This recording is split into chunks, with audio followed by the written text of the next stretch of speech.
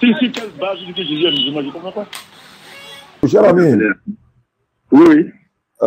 Bon, d'abord, vous devez savoir que signifie d'abord musulman. Est-ce que vous connaissez la définition du mot musulman? La signification de musulman. Est-ce que vous savez ce que c'est que musulman? Qu'est-ce que signifie musulman?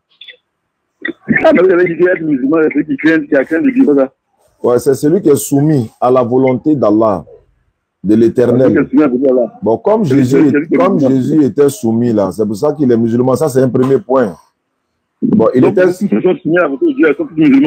Oui, quand tu es soumis à la volonté de l'Éternel Dieu, maintenant tu fais... J'arrive. Wa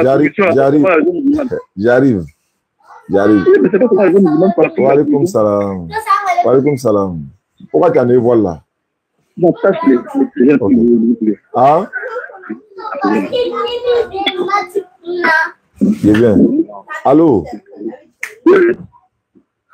Je disais que c'est soumettre à la volonté de l'Éternel, créateur des cieux et de la terre. On t'appelle musulman. Maintenant, tu mets dans la pratique maintenant par la suite. Mais tu n'es pas adepte de Mohammed sallallahu alayhi wa sallam. Être adepte de Mohammed et puis être musulman, c'est pas la même chose. Voilà, ça fait... lorsque nous, on dit que Jésus est musulman... voilà, les bases pour lesquelles les musulmans, vous ne pouvez pas penser. J'arrive. Hein. D'abord, il n'était pas chrétien. Ça, c'est un premier point. S'il n'était pas chrétien, nous, on a maintenant... Voilà, je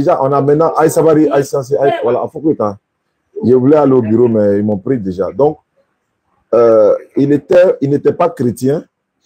Personne ne peut prouver qu'il était chrétien. Donc, après, il n'était pas chrétien. Cherchons maintenant à savoir il était quoi. Donc, moi, je dis qu'il était musulman avec les preuves à l'appui. D'abord, il était soumis à la volonté de l'Éternel. Voilà. Être soumis à la volonté d'Allah, tu es musulman. Ça fait un. Deuxièmement, dans la Bible, là, je l'ai dit, je le répète, quand Jésus voulait prier, là, il mettait son front par terre pour prier. Ça, c'est dans la Bible, ça. Le visage, le visage, il se couchait pendant les pasteurs, il se couchait.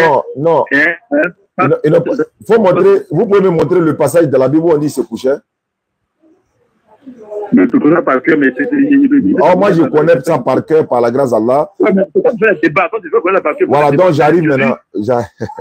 J'arrive. Non, on dit Jésus s'est prosterné, hein, la face au sol pour prier. On n'a pas dit que Jésus, il prenait son compte à chaque fois pour lever, chaque fois. Il n'a pas dit non, en fait, j'arrive.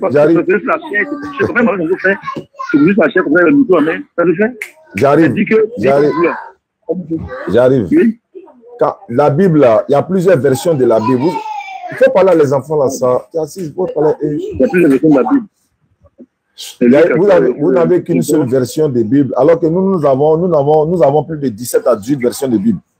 Il y a la Bible Parole de vie, là, il est dit, Jésus s'est prosterné le visage contre le sol. Donc, le visage, il ne peut pas être sur le sol si ce n'est pas le front qui est sur le sol. C'est comme ça les musulmans prient. Donc, ça c'est un. Deux, Jésus a été circoncis 8 jours après sa naissance. Or, la plupart. Il a été circoncis 8 jours après sa naissance. Ouais, 8 jours après sa naissance, ça est dans la Bible. D'accord, allons-y. Ça, c'est dans Luc chapitre 2, 21, ça. Bon, nous, les musulmans, tout musulman mâle, en tout cas, garçon, quoi, voilà, il est circoncis 8 jours après sa naissance. Est-ce que vous comprenez? Maintenant, dans Marc 1, 35, Jésus s'est levé matin, bonne heure, il allait prier. Ça s'appelle la prière de Fajr, ça. Ça dit que quoi? La prière de l'aube. La prière de matin, bonne heure. Même les chrétiens prient matin, bonne heure. Bon, si les chrétiens prient matin, bonne heure, Jésus, lui, s'est prosterné pour prier. Il a été circoncis. Alors, tout ça, là, vous dites que chaque fois que Jésus, si tu me demandes que chaque fois que Jésus puisse se prosterner, là, c'est autre chose. Non. Mais c'est pour combien de fois? Non, même si c'est une seule fois, c'est pour montrer qu'il adore l'Éternel de telle manière, en fait. Voilà, même si c'est une seule fois, c'est pour montrer que voilà comment on doit adorer. On ne doit pas chanter, danser, comme certains le font là. Maintenant, maintenant moi, j'ai dit qu'il était musulman. Les preuves que je donne là sont peut-être suffisantes, hein, mais donnez-moi une seule preuve pour dire qu'il était chrétien. Non, mais au temps de Jésus, la chrétienté comme alors n'existait pas. Donc, si ça n'existait pas, donc Jésus n'était pas un chrétien. Confirmez que Jésus n'était pas un chrétien. L'apôtre Paul, après la mort de Jésus, l'apôtre Paul, on nous a dit que bon, ceux qui veulent. Ah, c'est Paul qui a envoyé le christianisme. Ah, ok, d'accord. L'apôtre Paul a connu le chrétien. Sinon, Pourtant, Jésus n'est pas chrétien musulman. Mais, d'accord. Mais Abraham était déjà musulman. Abraham. Bien sûr, musulman. Le père de la foi, Abraham était musulman. Il était musulman sans le Coran, sans le pèlerinage, sans les 5 piliers de l'islam. Non. Les 5 piliers ne sont pas venus à l'époque d'Abraham. Il a dit Abraham était musulman. Surat 3, verset 67.